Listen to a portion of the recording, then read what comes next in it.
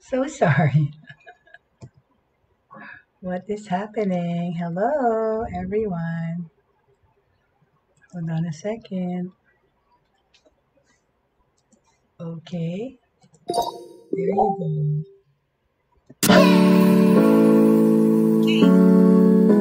Hello, everybody. Buhay Online, chikahan at kaalamang pangkabuhayan.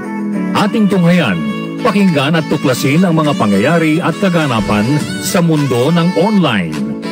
Buhay Online, chikahan at kaalamang pangkabuhayan. Alamin ang pinaka-latest trends mula sa trabaho at kung hanggang saan na ang narating ng teknolohiyang ito. At ngayon, narito na ang ating host, ang ating Techie Mami, si Jaye C. Bautista.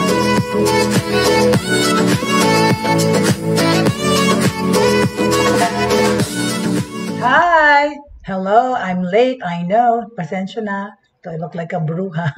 This techie mom is tinkering with my techie things here at my house. Anyway, happy Tuesday everyone. Magandang umaga po sa inyong lahat. And I'd like to welcome our viewers to the show. Maraming salamat po for your support. Happy Tuesday everyone. And kahapon, 'di ba? Grabe yung tali ng infections dito sa ating bansa, 12,000. Sorry, 22,000. Oh my gosh, 'di ba? That's the highest number yet. In fact, 'di ba, 2 weeks ago, was it 2 weeks ago or even a week ago, when it surged to 15,000, yun nga, sanabi, record-breaking na yun. Binrake pa lalo yung record, 22,000. Ano ba yan? Pag nag-ease down yung lockdown, gumagrabe yung infection. I think it has a lot to do kasi rin with the vaccinations. Feeling ng mga tao pag nabakunahan na sila, hindi na sila magkaka-COVID. Hindi, di ba? You can still get it. Of course you can still get it. I know for a fact, I know people who've been fully vaccinated tapos nagka-COVID pa rin. Yun nga, ang gumaling, mas madaling gumaling, right? Pero of course, hindi mo malalaman yun until it happens to you. Kung gaano ka paano mo i-handle yung COVID sa sistema mo. Hindi lahat ng tao pare-pareho, di ba? Yung health, right? Anyway, that's really a little bit sad, right? To find out na ganyan. It's getting worse in our country, right? Anyway, okay. Going back to, hi there, Jake. Good morning. Pasensya na. Late ako. Thank you very much for coming. But anyway, so, sinacharge ko yung phone ko eh. But anyway, maraming salamat for joining me today. Hindi ko nakikita yung mga pangalan. Si Jake lang ang nakita ko. Like yesterday, there were a lot of people, but I'm so sorry. Hindi ko na shout out yung names niya because nga, there's something wrong with I don't know if it's Facebook or it's me or my laptop or my phone, but the names keep going up late na. Anyway, so our news for today, let's go. Okay, of course, let's go all around town and all around our country and all over the world for technology news. Okay, and upgrades and updates on the latest things sa technology na nangyayari na nakaka-impact sa ating mga buhay. Unahin na natin ang balita tungkol, okay, sa ito muna, no? Talking about vaccinations and all that and the virus. Ang makikita nyo dito sa aking background, wait, lalakihan ko lang. I think this is good news, of course. Ayan, no? Tingnan niyo yan. VaxCert PH. Kasi nung nagpabakuna ako, dito sa Pampanga, yung binigay sa akin na yung aking card, kasi doon sa Marikina, nakita ko, maganda yung itsura ng ano nila eh. Yung sa akin, parang kawawa. Kawawa naman ang itsura ng aking vaccination form or whatever. Kung dadalhin mo yan sa biyahe, parang nakakahiya pa. So, kailangan mo pang ipalaminate. Ano ba yan itsura? Sana yun? Diba? Kawawa. Sobrang kawawa. Ayan ang itsura ng aking. Yikes, papel. Hello, papel. Ito sa Pampanga to. Ganyan. But anyway, talking about this naman that I'm showing you, this VaxCert PH. Alright? The DICT is to launch a VaxCert PH by September this year. Okay? Okay, this is latest news from today, all right? Sa Manila Bulletin to online, all right? To unify all the LGU-issued vaccination cards throughout the country, the Department of Information and Communications Technology, or DICT, is set to launch the National Digital Vaccine Certificate, or VaxCert PH, before the end of September. Ay, salamat naman, di ba? Tingnan niyo yung itsura. Dapat lang. VaxCert PH is part of the DIC's Vaccine Information Management System, or the VIMS, with the end goal of enabling the National COVID-19 Vaccination Operations Center to vaccinate as many people at the fastest time possible, okay? The vaccine certificates will be issued free of charge to Filipinos once launched. Ay, so buti naman. If we are to believe the ICT Undersecretary for Digital Philippines, Emmanuel Rey Caintic, who was grilled by members of the Philippine Congress Committee on Information and Communications Technology Friday morning, last Friday, during a public briefing related to the country's digital COVID-19 vaccination certificate portal, o yung vaxcert.ph. Kasi ang response ng DICT to the COVID-19 pandemic and the progress of the country's digital network infrastructure, ang VaxCert-PH will be ready for deployment, sabi nila ha, and use within September 2021 or next month na yon, right? Original network infrastructure, VaxCert-PH will be ready for deployment daw next month. Aba? Ang original target nito for the public launch was September 1, 2021. The delay in the rollout of VaxCert-PH was attributed to more time needed for system and data readiness from the side of the LGUs. Ganyan naman talaga lahat eh. Ill-prepared, right? Including the corrections of data encoding, as well as integrating all data sets to a central repository added by Caintic. Okay? Alright? So, the development nitong VaxCert-PH started in June 2021 when the Department of Health, or yung DOH, raised the need to create a self-service portal that can be accessed directly by the citizens, okay? A verification feature was then added to the requirements with a QR code scanning capability for use by the Bureau of Quarantine, or BOQ, and Border Control Authorities. Yun na nga, pero nung nagpa-second jab ako, second bakuna ko, okay, tinanong, when they were trying to put it in the computer, sinabi na, global to, global. Sabi, kung pwede bang gamitin to show when you travel. Pero yun nga, at that time, so hindi ko alam kung nilagay na nila yun sa system na nabakunahan na ako at saka pwede na yung paggamitin yung certificate na yun for travel. I don't know. Because kailangan ko pang palaminate yun right? But this one will surely take care of that problem, right? This tong VaxCert-PH. This new system, VaxCert-PH, is different from the yellow cards being issued by the BOQ for food handlers, seafarers, and airline aviation support personnel, okay?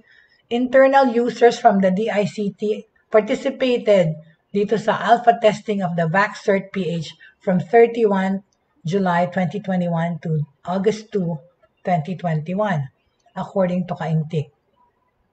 Nasundan naman ito ng beta test nung August 31 with the LGU personnel of San Juan City, okay? Para dun sa mga VaxCert-PH to generate a digital certificate, it relies on the vaccine line list data submitted by the LGUs to the Central VIMS Data Warehouse. Lahat ng data are made secured through the necessary encryptions and may be cryptographically verified by authorized agencies, groups, or countries, boasted by Caintic during the congressional public hearing. Mabuti naman yan kasi computerized. So pag biyahe mo, i-scan lang yung QR code sana or whatever para malaman na totoo yung legit na fully vaccinated ka na. Based on the DICT's presentation, VaxCert-PH adheres to the World Health Organization, or WHO, Digital Documentation of COVID Certificates, DDCC guidelines as a basis for global recognition and trust, okay? As claimed by the DICT representative, ang sistema na to ay gumagamit ng very verifiable credential standards that allow it to be interoperable with and ingested by authorized wallet apps like IATA's Travel Pass, AOK Pass, and many more. Okay? From the time VaxCert PH was conceptualized, both source code, okay, and data captured by the system are owned by the Philippine government. Diba? Sabi ni Kaintik. By the looks of it, the system is based on the open source project DVOC, or Digital Infrastructure for Vaccination Open Credentialing MIT license, created in India, which was used for the rapid rollout of digital credentials for vaccination programs. At ito ginamit as a reference system by the World Health Organization's DDCC. Ang DDCC, 'di ba? Ginamit din ito at saka yung World Health Organization. The software project is maintained by eGov Foundation. Okay? Let's wait and see how the government will implement ito, ha? Pero yan na nga. Yan ang magandang balita, right? That the DICT is going to launch this VaxCert PH by September. Antayin natin, ha, kung talagang mangyayari. September na bukas. September na nga bukas, right? Okay. So, all right. So that is what's going on. Kakatawa naman talaga, right? Kung ano-ano talagang balita. Itong social media, because we have digital online news, we see all sorts of things. Mamaya pa yung mga ibang balita sasabihin ko na, right? So, another thing to talk about, of course, technology. Digital learning is now more accessible with GoLearn. Okay? Alright? Sandali lang. Papakita ko yung itsura again. Itong GoLearn. This is naman in the aspect of education. Alright? Dali lang po. Sensya na kasi late ako kanina. Hindi ko naayos masyado itong aking mga graphics. Konting lang, pasensya po. Alright. Okay, let me show it.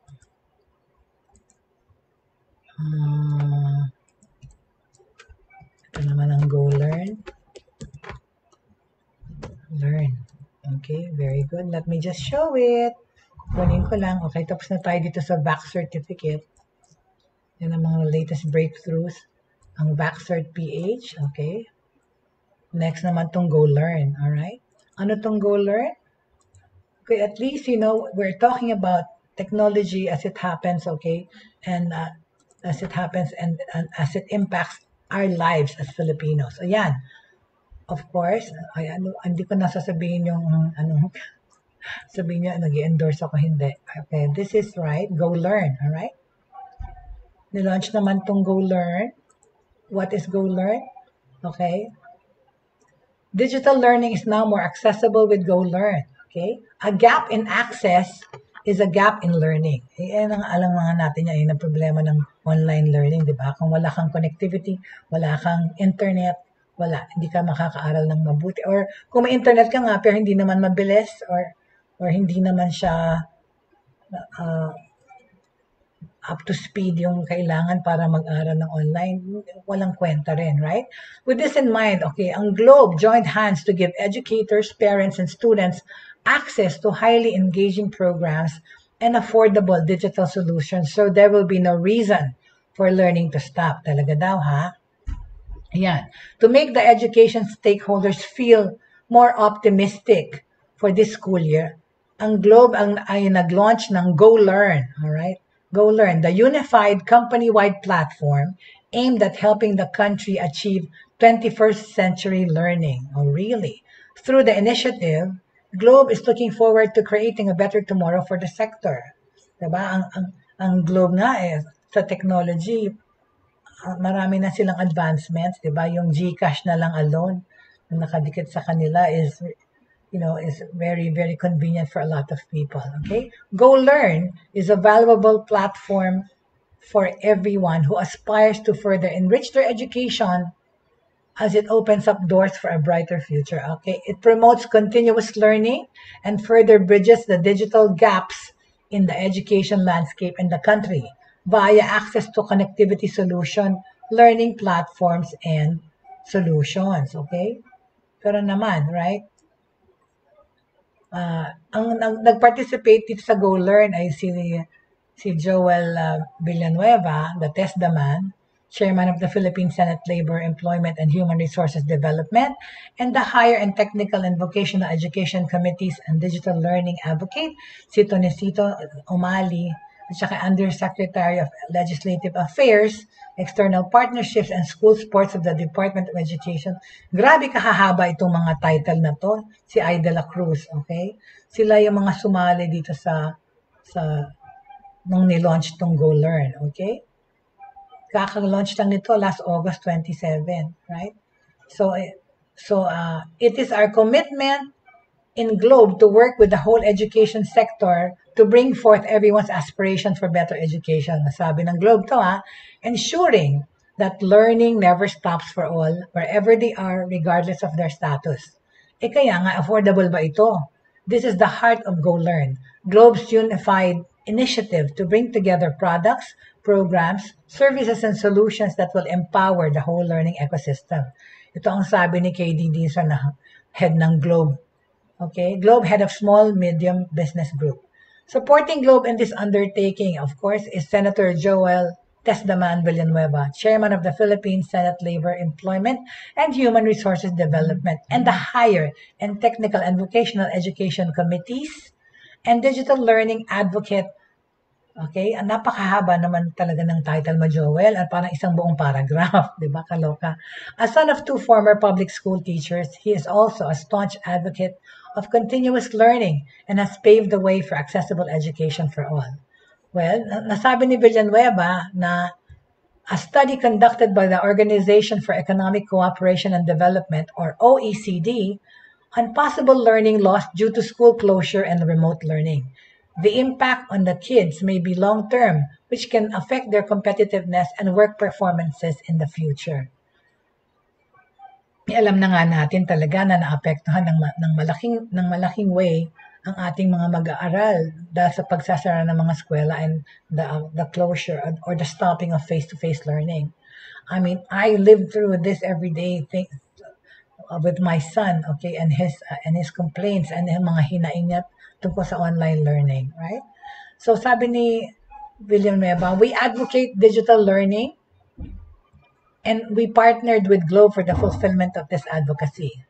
That's why importante ang mga ginagawa or gagawin pa nating mga interventions para hindi tuluyang bumaba ang kaalaman ng mga kabataan. Talaga naman talagang nagsuffer, really. Okay? Makakatulong dito ng malaki ang initiative ng Globe to ensure na tuloy-tuloy ang learning ng mga bata. Go Learn is a digital solution to widen the access to training. With Go Learn, learning is at your fingertips, kaya very convenient. Alright? Napakahirap po ng ating kinakaharap ngayon. Ngunit ito po ay magiging hindi gaano kahirap dahil po sa ating partner. Napakalaki po ng tulong ng Globe sa pagbibigay ng connectivity, mga learning platforms, at mga learning management systems na pwede po nating gamitin to supplement what we already doing. Kaya atin pong pinapasalamatan, of course, ang Globe dahil sa kanilang ginawa na ito. Itong sinabi ng Undersecretary of Legislative Affairs, External Partnerships, and School Sports of the Department of Education, si Tonesito Umali. Go Learn, of course, is supported by the different groups inside Globe. Ang Globe Enterprise provides students from low-income households with access to new normal education through the enhanced FINMA Education Data Plan. O mayroon parang pa-scholarship tong Globe. Good naman. Good on you. Okay? Globe Small and Medium Enterprise assists institutions with digital transformation to enhance teachers' teaching abilities naman. Okay? And support the learning competencies of students. This is done through its e-eskwela, Eskwela, SKWELA webinars, and online training program, which are meant to enlighten the education sector on vast benefits that digitalization brings towards continuous growth of quality education. All right. Globe at Home gives its subscribers learning vouchers through Globe at Home app. Okay? Globe Prepaid through virtual hangouts naman. Pati naman lahat ito technology, di ba? Okay? Ang mga prepaid naman, through virtual hangouts, has scheduled a series of activities or interactive experiences for students to enable meaningful connections and renew school friendship. Okay? Para naman sa mga TM, mga ka-TM, TM has a Fun Aral e-campus. Fun Aral e-campus to be rolled out in different TM campuses, connect partners, and national school organizations intended to immerse the students in a fun and engaging virtual learning experience. Okay? Educational apps and learning activities and resources are also made available for Globe customers. Okay? Globe also leads the way in creating a safer online environment with programs that promote cybersecurity and safety, responsible digital citizenship, and mental wellness. Okay? Dahil di ba, lahat yan naapektuhan nitong pandemya or nitong pagiging lockdown sa mga bahay at nag-aaral at nagtatrabaho tayo sa bahay, lalo na yung mga nag-aaral nga. Di ba? So, mental wellness kasama dito sa pag-tackle nitong mga aspect na ito, okay? We hope you're as excited as us to really raise the quality of education in the country together, sabi ni Ernest Koo, Globe President and CEO, on how the company places priority on the enablement of online learning. With the launch of Go Learn, know that the entire One Globe Group is with you to continue to provide affordable connectivity, accessible platforms, and a safer learning environment for all. Okay? The Ayala Group gives full support to Globe's Go Learn program as it provides enabling solutions that propel the education sector to progressive digital learning. Sabi to ni Jaime Augusto Sobel de Ayala, chairman ng Ayala Corporation. Globe is a strong advocate of quality education. Okay? So, salamat Globe sa inyong endeavor na ito na pagbutihin ang pag-aaral online at makatulong sa pag-aaral online. Alright? Okay? Diba, sinabi na natin, okay, yung news tungkol sa maya-maya na 4-cube satellites. Okay, very good. Okay? And kahapon, alright? Alright? In keeping with this education, tsaka yung mga breakthroughs in technology, mga Filipinos na nag-a-advance sa paggamit ng teknolohiya, okay? Meron pa tong, excuse me. Okay, in connection to this, no? Okay, technology news pa rin tayo, right? For itong mga magandang balita, wait, let me also take the picture of these mga youth. Importante rin ito para malaman natin. Okay. All right, let me just grab it again. Okay. All right, there you go. 3M challenge.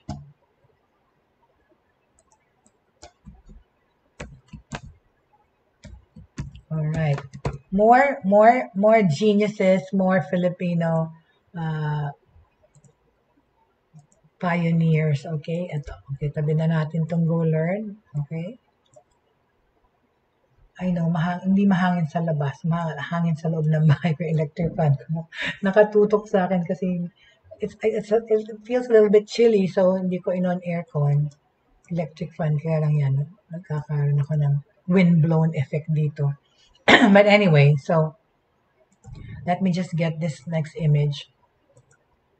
Something that we can be proud of again. Ayan. Excuse me. Of course. Excuse me. Hindi ako nakakuha ng water. Ayan, okay? Ito naman. What is the 3M Inspire Challenge?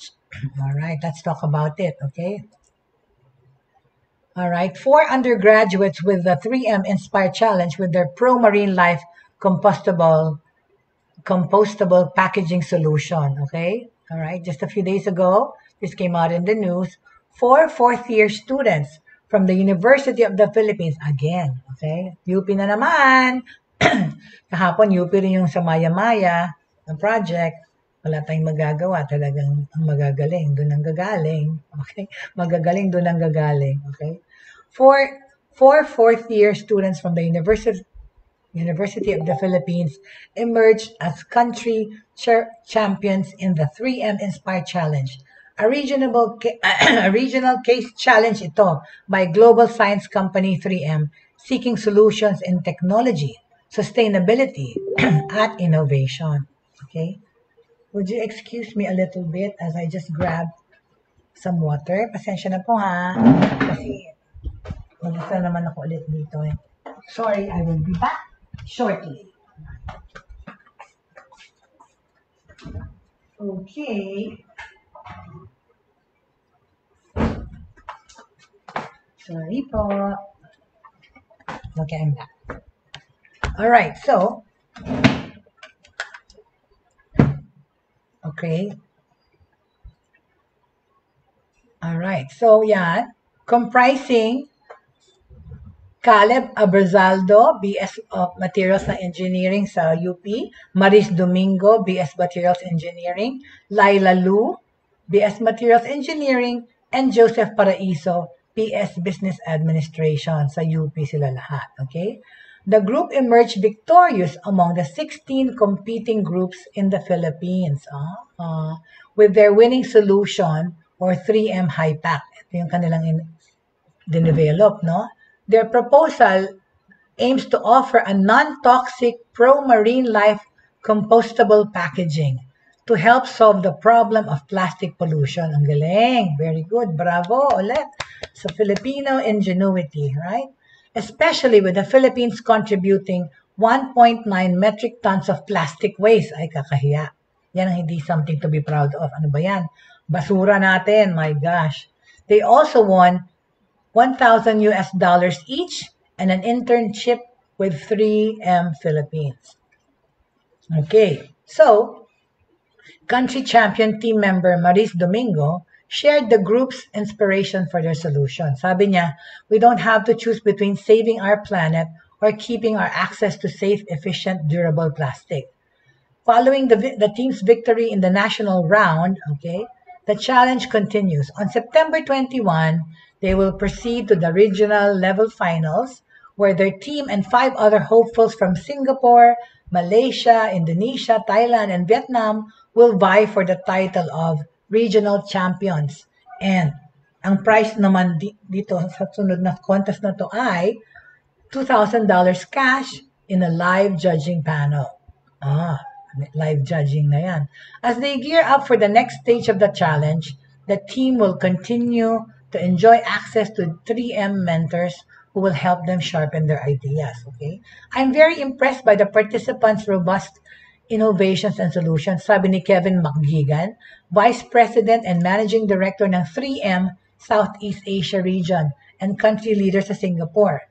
These are critical in helping 3M elevate our business and solve challenges around the world. We are glad to offer platforms like this to support and empower the next generation. Okay. Hello there, Mary Hilma.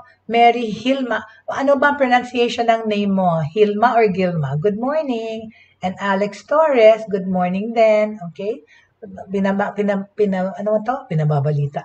We are talking about the latest news around our country regarding technological breakthroughs. At ito pinag-uusapan natin itong mga 4 na mga taga-UP na naman na nag-imbento ng compostable packaging, right? Para sa mga plastics. Ang galing, right? Anyway, thank you so much for joining me today.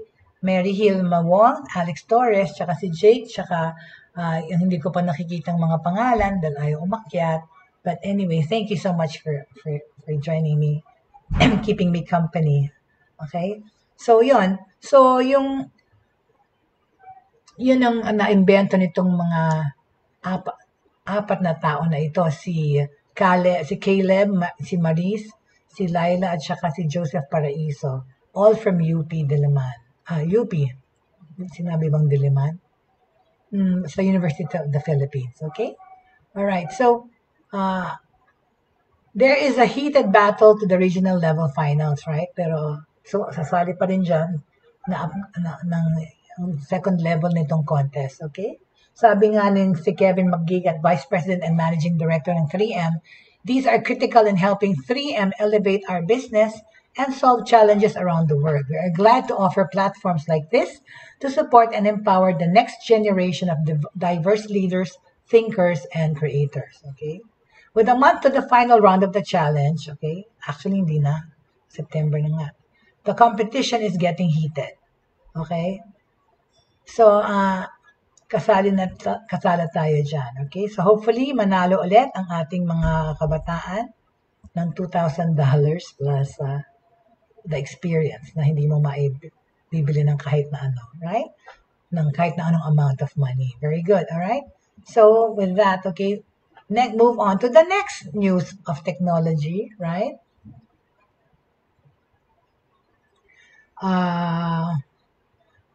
Na-mention natin yung Ateneo sa kanilang efforts before. Ito naman, itong Lasal, meron din silang ang De La Salle University, kasi we're on the line of education, no? So tuloy-tuloy na natin education technology muna tayo ngayon. Ang De La Salle University, Vision of Road to 2050, places third. Nanalo sila ng third place sa Shell Eco Marathon Virtual League. Alright? Yung De La Salle University or DLSU Eco Kart team from the Philippines won in the Shell Eco Marathon SEM Virtual League, an annual global competition that has motivated and helped thousands of high school and university students from around the world to build ultra-energy efficient vehicles over the years, diba? Nag-imbento sila ng mga e-vehicles. Ang nanalo itong De La Salle team, third place sila in Road to 2050. This is a second bonus challenge introduced in the league this year, in which asks teams to creatively capture in a 30-second ad the future of mobility. Okay? Every year, ang SEM brings new stories of human endeavor and technical excellence as teams push the boundaries of what's possible. Ang Shell Eco Marathon 2021 virtual program received submissions from 139 teams across 20 Asia Pacific and Middle East countries, with the PAN region receiving the most submissions in 3 of the 5 virtual competitions. Ang competitions are Pitch the Future, Off-Track Awards, and Road to 2050. Team Averera from the Indian Institute of Technology, BHU, emerged as the 2021 SEM Global Virtual League winner this year. Ang mga Filipino students have always distinguished themselves in the Shell Eco Marathon Virtual League. Team High Gears of the Polytechnic University of the Philippines finished second in the 2021 Virtual Off-Track Awards. Very good. Last year naman, ang Team Alamat UP from the University of the Philippines was awarded Global Champion of the Pitch the Future competition. UP na naman! Ito, champion sila. Okay, sa Pitch the Future competition. Meanwhile, the 4 Philippine entries made it to the finals in the vehicle design category in 2019. Team U Mindanao Wildcats from the University of Mindanao, DLSU EcoCar Team ICE from the De La Salle University, PLM Agsikapin from the Pamantasan ng Lungsod ng Maynila, and PUP High Gears from the Polytechnic University of the Philippines, Manila. Yay! Okay? We are proud of our students, or we are proud of what our students have accomplished, okay? In the league. Sabi ng Pilipinas Shell Petroleum Corporation Vice President for Corporate Relations, Serge Bernal. Shell believes in the potential of the future generation by investing in the youth of today. Okay? Alright. So, yan ang news tungkol dito sa EcoCar team. Alright? Very good. Lasal ay nag-place third. Pero at least meron pa rin pwesto. Alright? So, okay.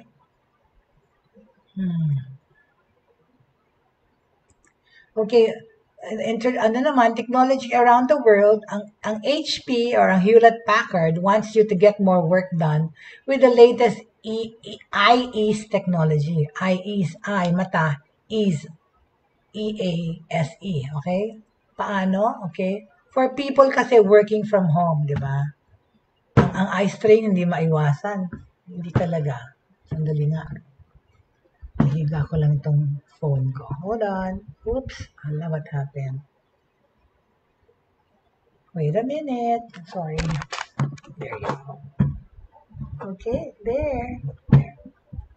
Okay, all right.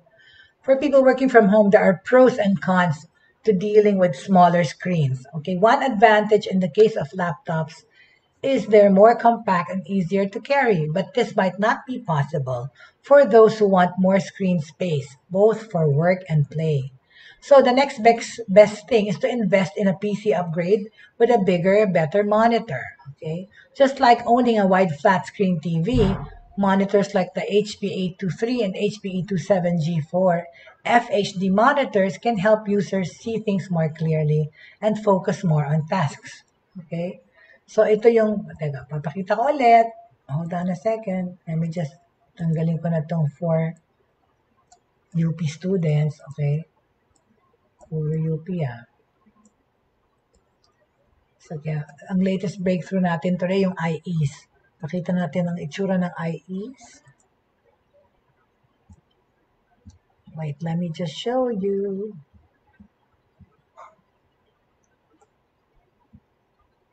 Well, then, ganito ka.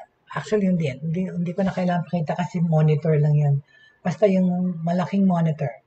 Okay, bigger monitors kasi help users, of course, read work documents and edit photos or videos in a sharper detail. They can do these and more in full HD. Itong HP, they came up with this new, sige na nga, pakita na natin, this new screen, alright? Affordable ba ito? Teka lang, ha? Let's do this. Hindi kasha sa ano ko. Tinanong, laki naman. Screen hindi kasha.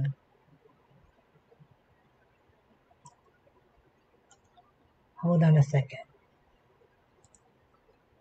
Nakakainis yung mga nag-i-intrude na ads. Di ba kaloka talaga? Nowadays, panay ads. You're trying to do your work, nadidistract ka sa dami ng ads na nag-intrude sa screen mo. Nag-i-invade ng iyong privacy. Talagang yung ads, nakakainis talaga minsan natatakpan yung ibang mga tinitignan mong things. Alright. Okay, I got it. I'm already hungry. Actually, naamoy ko kasi yung barbecue yung ginawa naming mag-asawa. Nag-marinate kami. Pagalingan kami ng ng luto ng aking better half. Because he's such a good cook, but I'm also a good cook. There you go. There it is. Here it is. Ayan. Ayan, sa tabi ko, okay? So, of course, when we have to do a lot of things like layout stuff and we need a bigger screen, okay? For people working from home, there are pros and cons. Kasi nga, with dealing with smaller screens, na mas nasa-strain yung mata mo, right? But bigger monitors can help users read work documents and edit photos or videos in sharper detail, okay? They can do this more in full HD with this kind of screen, itong pinapakita ko, which is the AP-E23 and HP E27 monitors, which have three-sided micro-edge, flicker-free diagonal screens so users can see more of their work and have crisp images seen from any angle. Coolness, ano ba yan? Alright? Technology talaga, okay? Multitasking will be a breeze, diba? Kasi a spacious screen reduces window management time. So users can maximize the space and have multiple windows open without any overlaps. Focusing on a primary task won't be a problem with necessary documents readily available in one go. Tapos, eye-safe monitor pa ito. Eye-safe monitor helps get things done quicker. Okay? Now, I'm wearing a UV tinted salamin that I ordered online, okay? Buy one, take one pa to. Actually doing pretty good. And so, kasi reading glasses lang ako eh. So, meron siya doon talaga. Pipiliin mo yung grade, tapos naka-UV na siya. Very good. So, it's really useful for me. I'm using it right now. So, online ko lang to nabili. Sa murang halaga. Thanks to the multitasking advantage, users can work on tasks easier and get them done faster. No need to worry about eye strain after long hours when you're using this kind of a monitor, which is the HP E23 and E27 monitors. Designed ito with HPE's eye technology, okay? Isipin nyo, this is the first, okay? Ito ang unang-una to have an always on low blue light filter to protect your eyes, di ba yung blue light nga, kaya ako nagkuha ng blue light na salamin, without affecting color accuracy. So, hindi na apektuhan yung ano, di ba, yung quality ng kulay. Minsan, hindi siya, kunyari may binibili ka or in-examine ka, pag sa real life, iba yung kulay nun sa nakalabas sa screen mo. So, itong with the Ease Eye technology, hindi daw nag-iiba yung kulay, okay? This technology will reduce chances of eye strain, blurriness, and migraines after spending long hours in front of the PC, which is like I do. I practically live in front of my computer. Oh my gosh, day in, day out, right? I start my day at 6 and I end my days at what? 2, 3 in the morning of the next day. APISH 823 and E27GR HD monitors are the most ideal for those who want to upgrade their work from home setup.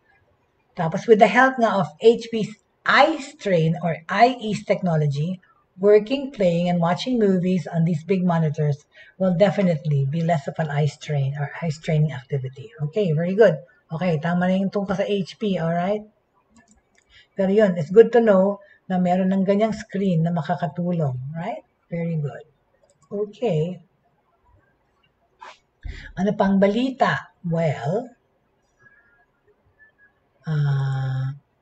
eto. Okay, on today's news sa Inquirer.net, sinabi, merong headline na nakasabing cyber attacks on PH or Philippines on PH group traced by Krisha Subing-Subing.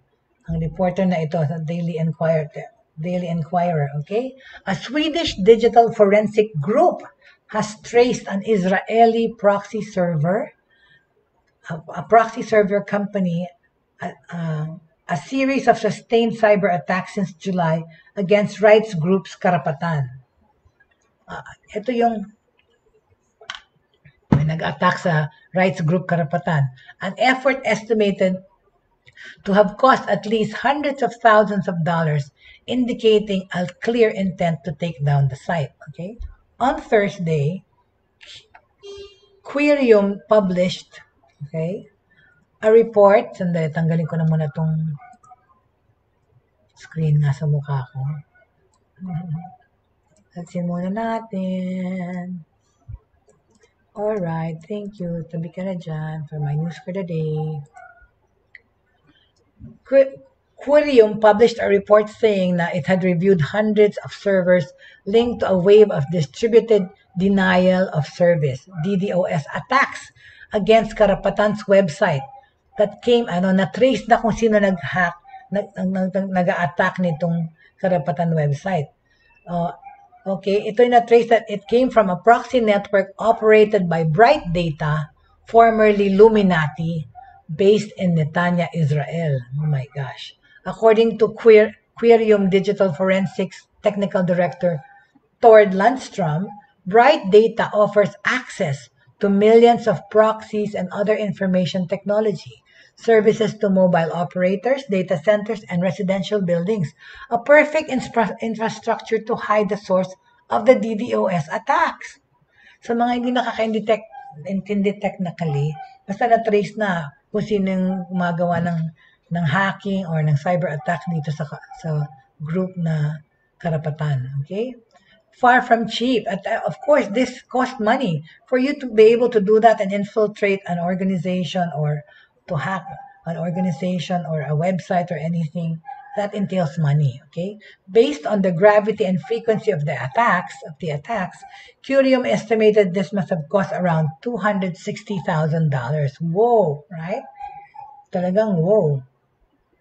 Dahil nga, di ba, Diyos mio, ang daming ginastos dito. Pinagkagastahan para makapanira, right? Illuminati traffic is far from cheap. 1 gigabyte of traffic ranges between $26 to $35 for mobile proxies and $10 to $15 for presidential proxies, it said in its report. Okay? Between August 10 and August 20, the group estimated close to 10 terabyte worth of traffic attack from Illuminati. See, ito, Illuminati siya dati, nag-evolve na, iba na pangalan nitong cyber hack attackers na ito. Ano ba yan? Dating Illuminati to rin, naalala ko, operated mo ngayon by Bright Data. Okay? When Curium asked the Israel company for an explanation, it admitted that the IPs involved in the attacks belong to them, ang Bright Data.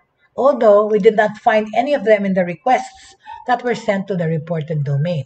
It added that it had already blocked the reported domain for all of its customers. Last week, yung Curium, Q-U-R-I-U-M, okay, published a separate report noting a long-lasting series of DDoS attacks against karapatan dating back to July 29. DDoS attacks operate by overwhelming the target. Ito, paano sila nag-a-attack?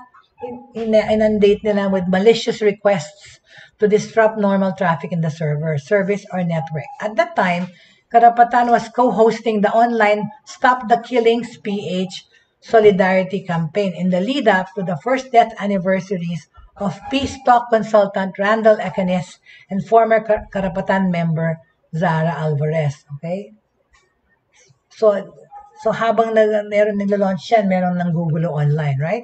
30,000 bots, okay? The attacks were carried out by 30,000 bots, half of which were distributed among Russia, Ukraine, Indonesia, and China. Kaya nga, hindi ito libre. Okay? Meron nagpa-fund nito, isipin mo, di ba? $260,000 para manggulo online.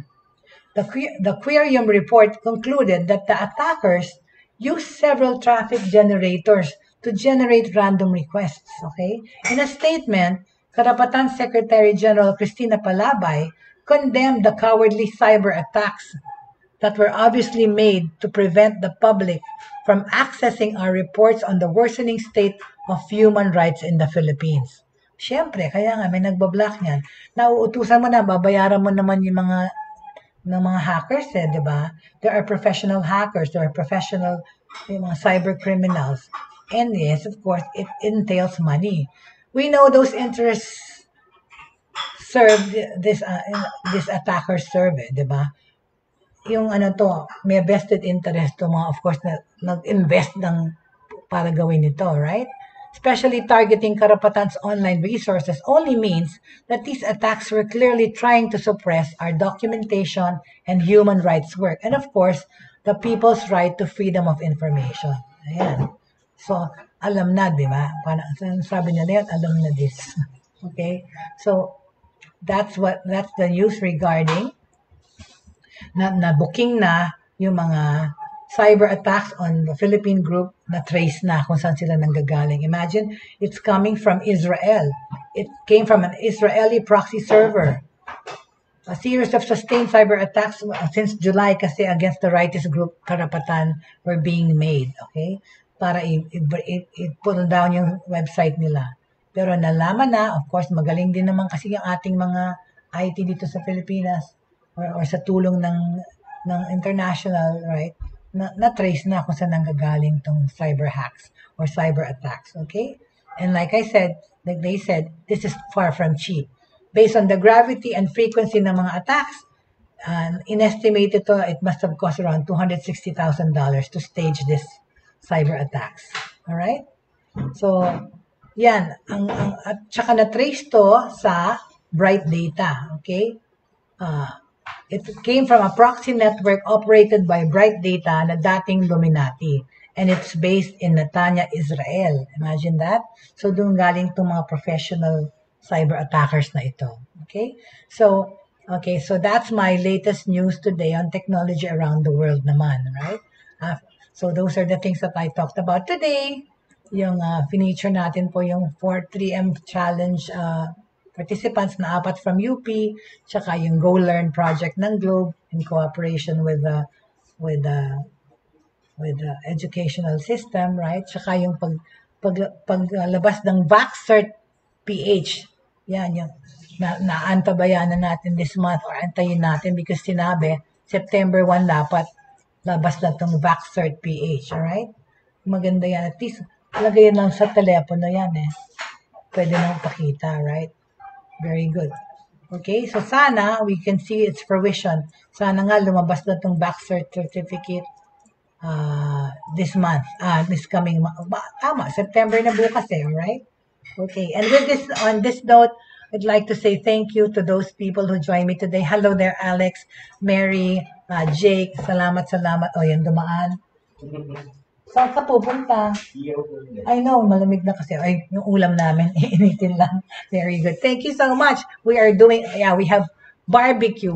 Meron kaming barbecue lempo for lunch. Anong lunch nyo? Thank you so much for joining me. And more news around the globe regarding the technology breakthroughs every day. And of course, in between that, we will have feature topics and resource people talking on the show with us. Okay, thank you very much. Maraming salamat po for joining me and magandang tanghali sa inyo and I hope you have a good lunch. Oops. And as I always say, please always have faith, hope, and love remaining because in the end, only those 3 things remain sa buhay natin. Faith, pananampalataya, hope, pag-asa, and love for everyone, love for mankind, okay? This pandemic situation is prevailing, but of course, there is going to be an end to this, and we know that. We just don't know when, but we just have to roll with the punches and live each day thinking that there's always going to be a brighter tomorrow, okay? Meron pa naman pag-asa pa ang ating mga buhay, and especially, we are a resilient lot. Nagsusurvive naman tayo, and sa tulong ng teknolohiya, of course, life is getting a little bit better for us in this pandemic.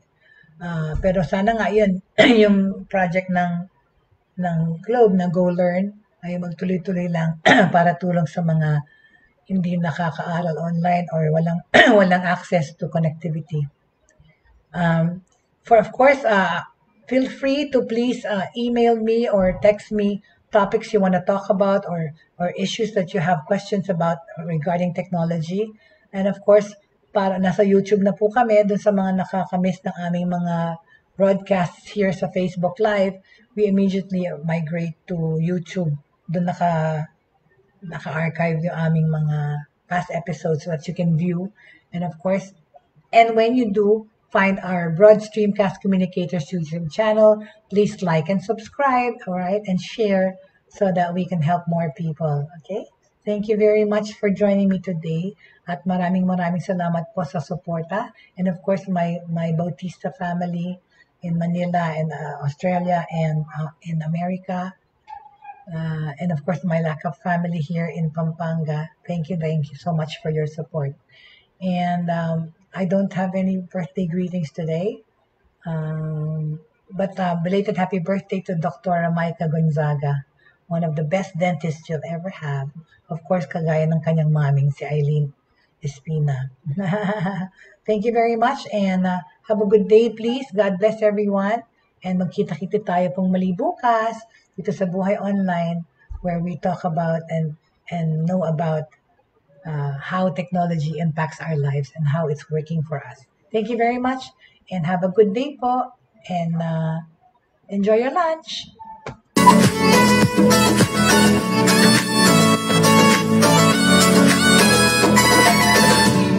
Inyong natunghayan at napakinggan ang mga makabagong pamamaraan sa mundo ng online sa pamamagitan pa rin ng Broad Streamcast Communicators. Hanggang sa muli, maraming salamat po.